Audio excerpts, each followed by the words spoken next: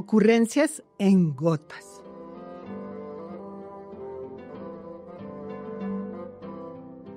En esta segunda parte de comentarios al excelente ensayo que escribió el doctor Mauricio Plazas sobre Maquiavelo, vamos a ocuparnos de algo que es muy fundamental también en él, lo que llama él la razón de Estado. Ya vimos en la sección pasada cómo era importante la historia, es decir, ir al pasado para entender el presente y el futuro. ¿Por qué la razón de Estado es también un tema fundamental? ¿Qué quiere decir eso, doctor Plazas? En muchas ocasiones se habla de Maquiavelo identificándolo como el portavoz de la frase y gestor de la frase "el fin justifica los medios". Esa frase no es de Maquiavelo. Claro. Maquiavelo nunca dijo "el fin justifica los medios". Por cierto, ¿quién la dijo? Parece ser que fue Napoleón en los comentarios al Príncipe de Maquiavelo. ¿Cómo fue eso? Él leyó el libro, le hizo unas anotaciones y casi la totalidad de las ediciones del Príncipe tienen esas anotaciones como gran cosa de Napoleón.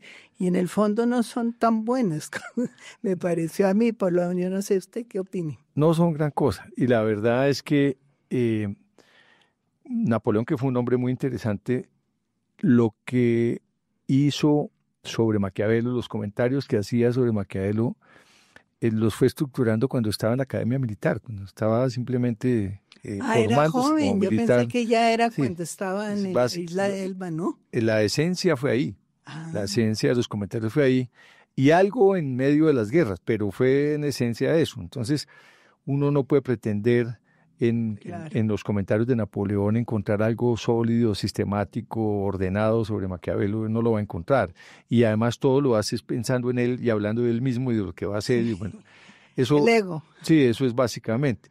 Porque, por ejemplo, en el prefacio al preludio al antimaquiavelo de Federico II que hace Voltaire, ahí sí se hace una referencia a Maquiavelo. En contra de Maquiavelo, como hablábamos, pero cuestionando a Maquiavelo, pero es distinto, ¿no? ¿Y qué dice Voltaire sobre Maquiavelo? No, pues básicamente lo que ocurrió fue que Voltaire era muy amigo de Federico II de Prusia, el ilustrado Federico II, y Federico II decidió escribir una antimaquiavelo, y el prefacio del antimaquiavelo lo escribió Voltaire. Y básicamente Voltaire, hablando del tema de líderes o personajes de la historia, mencionó a Maquiavelo, y Federico II de Prusia le mandó una comunicación diciéndole: yo no estoy de acuerdo con que incluyan en esa lista al señor Maquiavelo, que fue un hombre perverso, ¿no? En fin, pero eso les puedo contar de Voltaire. Cosa distinta a Rousseau, ¿no? Porque, por ejemplo, Rousseau, que hoy en día en el Panteón en París, como tú sabes, están al lado. Es la única forma de encontrarnos al lado. Están los dos, los restos y los mausoleos de Rousseau y de Voltaire. Rousseau, en cambio, decía... Hay una obra de teatro precisamente que los pone ficticiamente a conversar y realmente es volcánica la claro, por supuesto. No, y Rousseau, en el Contrato Social, dice: el príncipe es el libro de los republicanos. Miren ustedes, porque Rousseau dice: no, es que lo que pasa es que Maquiavelo lo que quiso fue, y eso lo dice también Denis Diderot, y lo dijo desde en la izquierda italiana, el gran intelectual de la izquierda, Antonio Gramsci, al rescatar a Maquiavelo. ¿Ah, sí? Ellos, sí, claro, ellos simplemente lo que anotan es: mire, Maquiavelo es la voz de la práctica y además es la advertencia al pueblo. Cuando Rousseau dice el príncipe es el libro de los republicanos, lo que está es diciendo al pueblo: mire a todo lo que puede usted estar sometido en manos de los políticos. Y más o menos algo similar dice Diderot. Ahora, ya Antonio Gramsci, el comunista italiano, escribió unas notas sobre Maquiavelo, las escribió estaba en prisión, allá escribió las notas en las que rescata a Maquiavelo. ¿En qué sentido lo rescata? Lo rescata como el filósofo por esencia de la praxis, que es lo que le interesa tanto al marxismo. el marxismo es una filosofía de la praxis. Sí. Y pues obviamente Gramsci, que es pragmático, es también hombre de la praxis. Marx tenía una frase: hasta ahora los filósofos lo que han hecho es interpretar al mundo, ahora nos corresponde transformarlo, decía Marx. Es la filosofía de la praxis y es lo que sostiene Gramsci. Y también Luis Althusser, que escribió un libro que se llama Maquiavelo y nosotros. Antonio Negri, que es de la izquierda muy actual, dice: jóvenes, por favor, lean a Maquiavelo, vayan a Maquiavelo, lean Maquiavelo y nosotros de Althusser, confirmen lo que significa Maquiavelo para nuestro movimiento, para nuestro pensamiento, para nuestra vida política. Miren ustedes cómo en la propia izquierda rescatan a Maquiavelo. Sí, eso es lo curioso, ¿no? Que lo rescatan y lo rescatan como citando pasajes que les convienen, o del otro lado también la derecha también la rescata en términos generales, como diciendo los príncipes no deben hacer esto, o en fin. ¿Cómo lo ve usted? Todos los políticos en la historia después de Maquiavelo se cuelgan de algún párrafo de Maquiavelo. Eso es muy frecuente, ¿no? Es muy frecuente. Pero volviendo al tema, entonces, sí. El fin justifica los medios no es palabra de Maquiavelo, pero sí puede inferirse de lo que dice Maquiavelo en cuanto a la razón de Estado. La razón del Estado. Todo esto debe ser... Eso es lo bueno de las conversaciones, que uno da muchas vueltas y con una persona como usted se va como hasta los fines y los fines y los fines de los sentidos de las cosas, y entonces después volvemos a atar los cabos, y esto es lo que es agradable de esta conversación con usted, doctor, porque se nota su sabiduría. Perdone la lambonería que no le gustaba a Maquiavelo, ¿no? Que no le gustaba para nada. Que hay que cuidarse de los lambones, más o menos. Así es. Bueno, entonces volvamos a la razón de Estado. Entonces, ¿por qué hay que hacerlo? Porque lo requiere el Estado. ¿Cómo hay que hacerlo? ¿Qué es el Estado para él? El Estado es lo que ya se estaba gestando en su momento, que era el Estado-Nación. Esa diseminación del poder político en tiempos del medioevo había finalizado. Ya el Renacimiento había ido concomitante con la consolidación de las monarquías, y ya los discursos en torno al Estado nacional están surgiendo. El Estado ya es un poder jurídicamente organizado que implica la existencia de un ejército que no dependiente de mercenarios o de condottieri en Italia, pues, y en el que pueda desarrollar todo lo relacionado con el poder. A Maquiavelo lo que le importa fundamentalmente, y a los políticos según Maquiavelo, lo que les importa fundamentalmente es el poder. ¿Cómo llegar al poder? ¿Cómo mantener el poder? ¿Y en qué condiciones y por qué razones se pierde el poder? Entonces todo esto, que es el poder, es el eje de la política. El titular del poder, que es el eje de la política, pues es el titular de los fines del Estado. Todo se hace en ejercicio del poder, y se hace porque el Estado lo requiere. ¿Y qué es el Estado exactamente? Pragmáticamente. Pragmáticamente, el Estado, voy a decirlo en palabras de Hegel, que fue muy, muy maquiavelista. Él siguió a Maquiavelo. Entre otras cosas, Hegel, que es el emperador del pensamiento y que también tiene seguidores en la izquierda y en la derecha, él fue un admirador de Maquiavelo. Pero entonces Hegel define el Estado como la efectividad de la libertad concreta. El Estado es la realidad de la idea ética, dice Hegel. Hegel básicamente, el Estado viene a ser la organización, estoy diciendo ya en términos hegelianos, sí, la organización que permite el andamiaje normal de la sociedad civil y la familia, con los funcionarios públicos que hacen posible ese andamiaje de las tres esferas de la individualidad, la sociedad civil y la colectividad, pues. Entonces, el gobernante y el Estado en su momento, pues no podemos hablar todavía de una separación de poderes. El principio de separación de poderes requiere a Locke y requiere a Montesquieu. Sí. Todavía no estamos en eso y requiere, oígalo bien, a Lutero, porque el protestantismo tiene mucho que ver. Y ese es otro de los aspectos que en el fondo hay detrás de Maquiavelo o delante, porque después de Maquiavelo ya Lutero son como contemporáneos, pero están como un poco en el cuestionamiento de la Iglesia, en el cuestionamiento de todos los privilegios y ganas de ganar plata de la Iglesia. Mira esto, Teresa. El Príncipe se publicó en 1513, no se escribió, porque se publicó después de la muerte. Y las 95 tesis de Lutero se fijaron en Wittenberg en 1517. Imagínense, sí estaba en el ambiente. El tema era más o menos contemporáneo. Sí. Y bueno, ya el Concilio de Trento, en el que la Iglesia reflexiona sobre toda la corrupción y todo el problema que afrontaba la Iglesia, todo el cuestionamiento que hizo el protestantismo y sobre todo Lutero, ya fue como cerca de 29 años después de la muerte de Maquiavelo, que lo convocó el Papa León III. Pero bueno, Pablo III.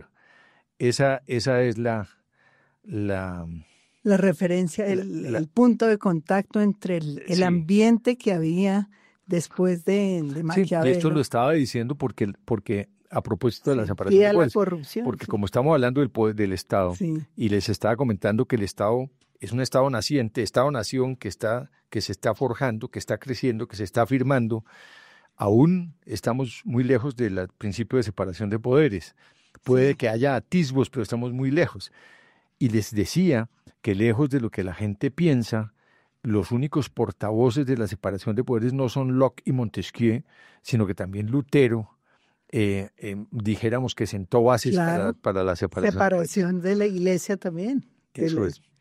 Eso te comento, eso es básicamente, ¿no? Bueno, entonces la razón de Estado ya tenemos claridad de que eso es fundamental, un aporte fundamental de Maquiavelo, ¿no es verdad?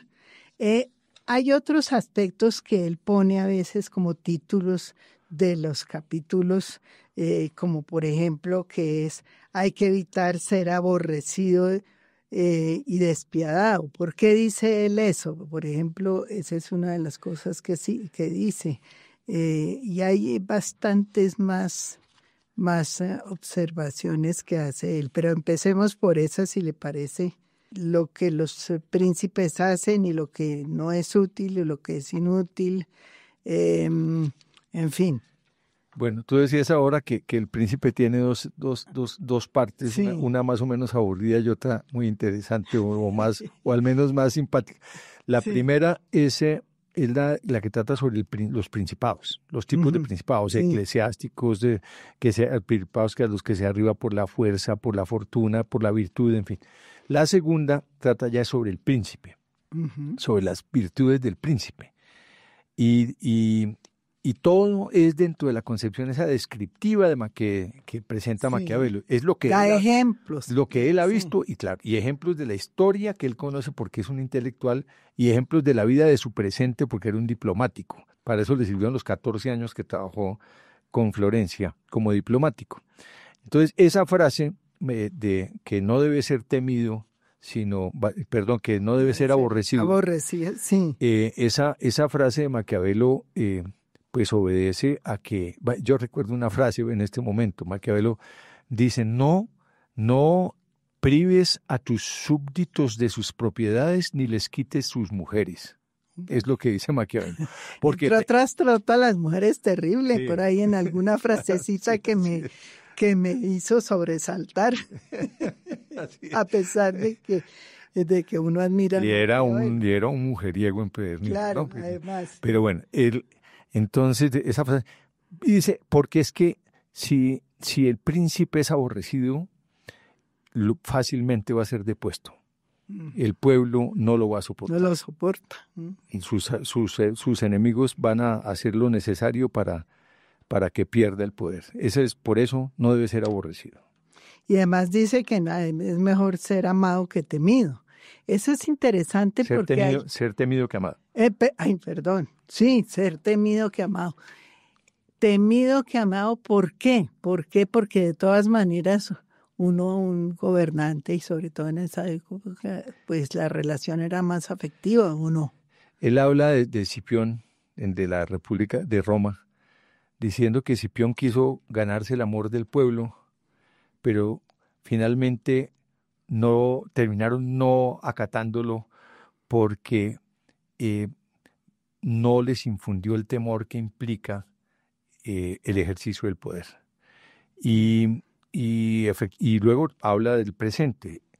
Para el gobernante, para el príncipe vale más ser temido que ser amado porque el temor infunde respeto, el temor infunde acatamiento, los súbditos y los propios enemigos, si le temen al príncipe, lo acatan. No quiere decir eso, dice Maquiavelo, insiste, dice, no quiere decir que yo auspicie que el príncipe se gane el odio de sus súbditos, no. Como un término medio. Tiene que ser temido, sí, y tiene que hacer cosas, tiene que estrategia para ser amado, tiene que conceder premios, tiene que hacer reconocimientos, tiene que subir remuneraciones, tiene que públicamente manifestar quienes han arribado a determinados logros. Vale más ser temido que ser amado, pero no ser aborrecido. Y él dice también que hay que ser y parecer. Eso suena a un poco a ser un poquito tortuoso. No solamente soy, sino parezco lo que soy. ¿Eso cómo lo interpreta? Yo lo interpreté que es de pronto el lema de la publicidad moderna, que no solamente hay que ser, sino también parecer, y en eso consisten las campañas publicitarias de volver a alguien parecido a lo que debería ser.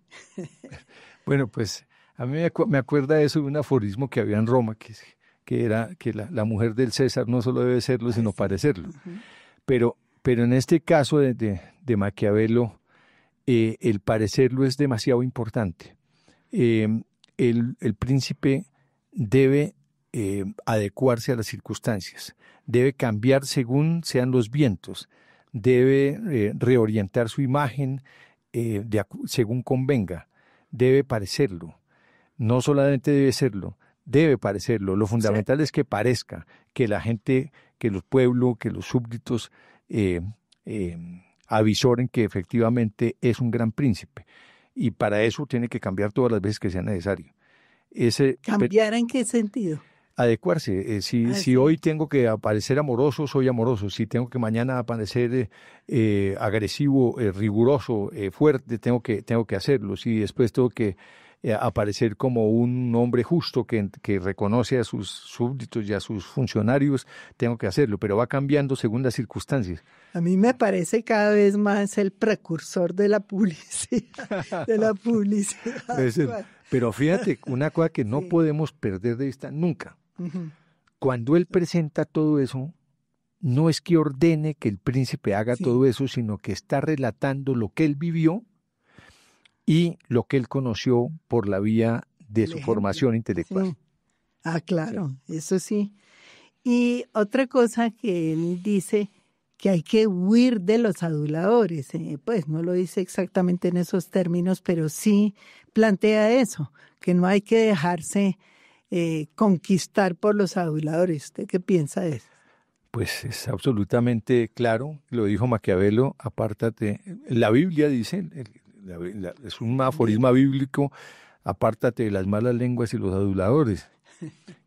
Maquiavelo también le dice al príncipe, ten mucho cuidado con los aduladores, porque los que adulan están ensalzando, pero sus intenciones son otras. Sus intenciones son quedarse con el poder. De manera que hay que tener mucho cuidado con los aduladores. Eso es un planteamiento que igualmente surge o emerge de la experiencia de Maquiavelo. Uh-huh.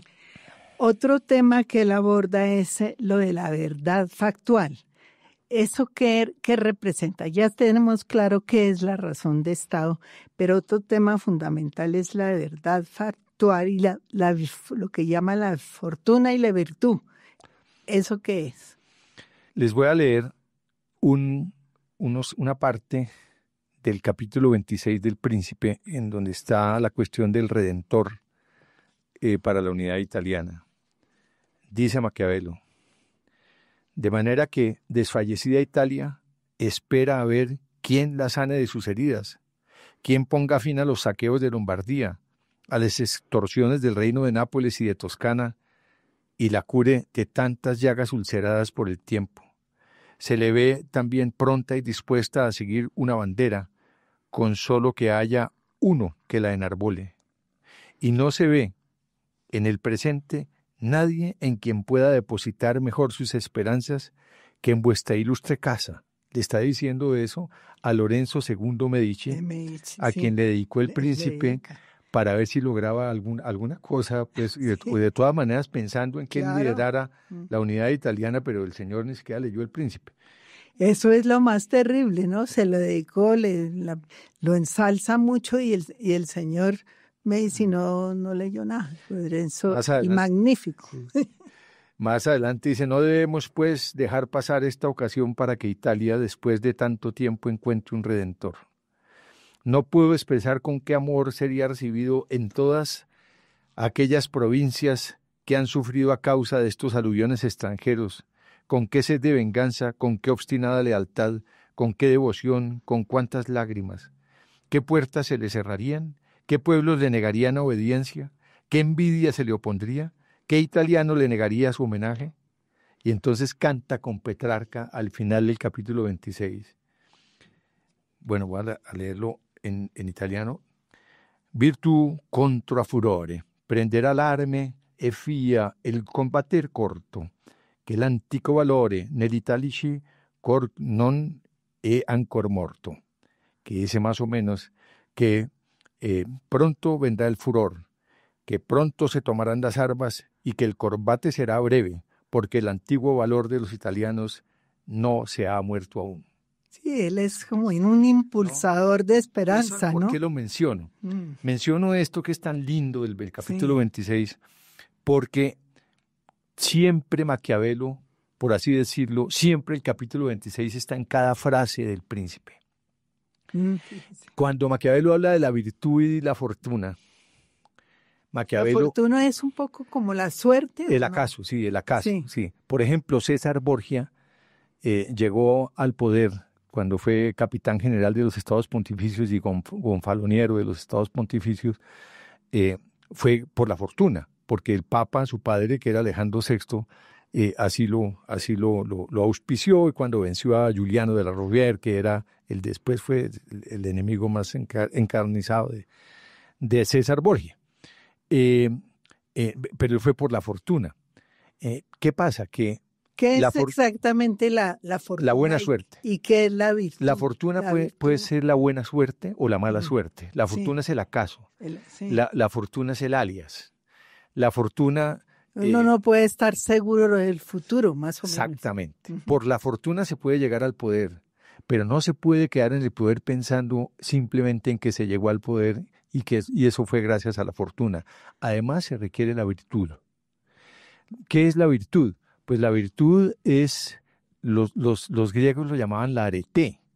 La virtud es, dijéramos que un conjunto de valores, un conjunto en términos de Maquiavelo yo diría un conjunto de aptitudes, de atributos que le permitan al príncipe que ostenta el poder mantenerlo. Como por ejemplo la fortaleza, ¿qué más? La capacidad de decidir. No, todos esos, la fortaleza, la templanza, la temperancia, la hipocresía, sí, es lo que se ha presentado cuando ha sido necesario, la apariencia, todo esto que hemos hablado, pues se requiere la virtud, se requiere que maneje todo eso, que sepa visorar quién es el adulador, quién es el enemigo, ¿En dónde es que está quien posiblemente lo va a traicionar?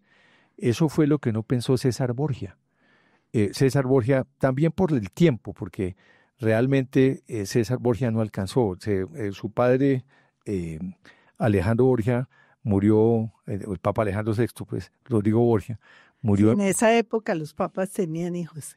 No, claro, Alejandro Borgia, si no me estaba fallando, creo que tenía 5 hijos, claro. uno de los cuales era César, y Alejandro fue envenenado. Él murió envenenado, murió muy rápido, muy precozmente, y Borgia, César, no había hecho nada para evitar que Giuliano de la Rovere, un cardenal con el que había competido Alejandro VI para ser papa, y lo había vencido a Giuliano de la Rovere, luego deviene enemigo de los Borgia y enemigo de César Borgia. Muerto Alejandro, lo mete en prisión, lo mandan para España y muere allá finalmente, asesinado en Navarra. Pero fíjense, la fortuna y la virtud. No, la fortuna puede llevar al poder, pero la fortuna puede hacer perder el poder. Claro. Si el que llega por la fortuna quiere estar en el poder, tiene que tener la virtud propia de un gran príncipe. Y esa virtud tiene aspectos considerados a veces moralmente sinuosos y moralmente bien buenos, pero eso es la realidad, ¿no? Considerados no por él, porque la moral no importa, él está claro, describiendo cómo oran los políticos. Sí, eso es cierto. Entonces, y también otro aspecto que él le ensalza mucho es no perder la confianza en el resultado del actuar, es decir, que el actuar termina siendo lo más importante, que es lo que usted decía, profesor, ¿verdad? Y siempre con ejemplos. Siempre va a la antigua Roma o a Grecia y los trae al presente. Y en el presente aborda el tema. Un príncipe tiene que obrar con seguridad.